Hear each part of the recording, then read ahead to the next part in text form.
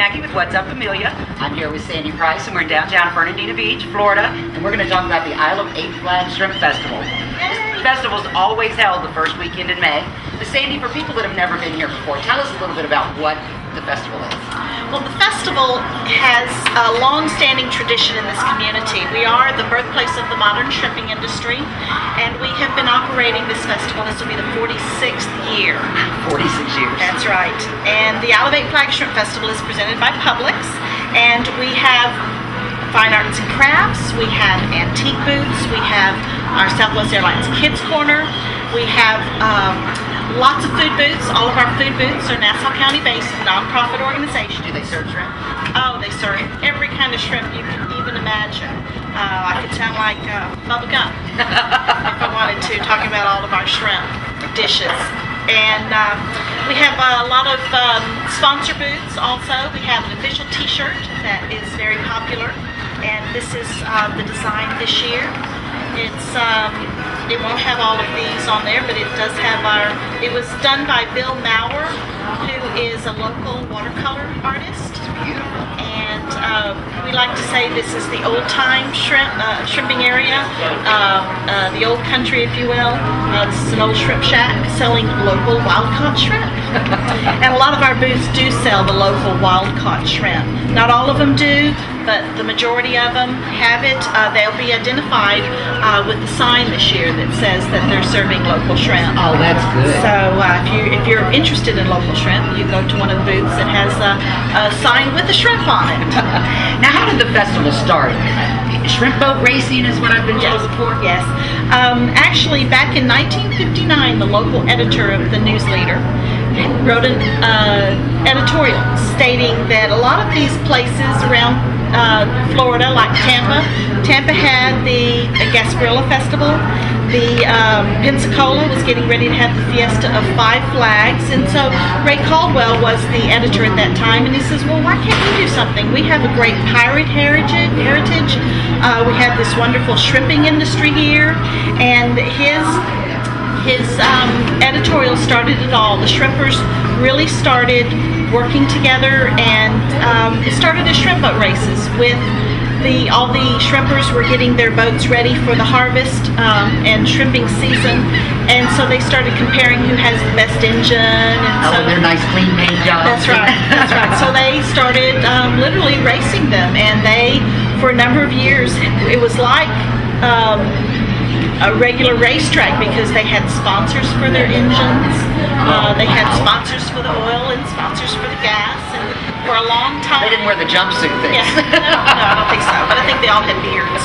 But yes, it started out as shrimp boat races. Now, in the early days of the shrimp, it was called the Shrimp Boat Festival, but in the very early days, it was really more spread out all the way from down here at the docks, which is where we are today, 2 miles east to the beach. In the early days, there was actually a parade that started here and went to the beach, and they had the opening of the beaches for that. Wow. And then at the rec center, there was an art show, and they had Dee Dee Bartels, which the county, what is that? The boat ramp, the county boat ramp, is named after Dee Dee Bartels.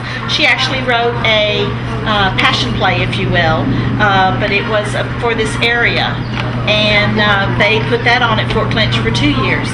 It just got to be where the events were all spread out. There was a golf tournament, and there was a dance on Saturday night. It just got to be real spread out, so they decided they were going to move it to take advantage of the different events on different months to spread it out.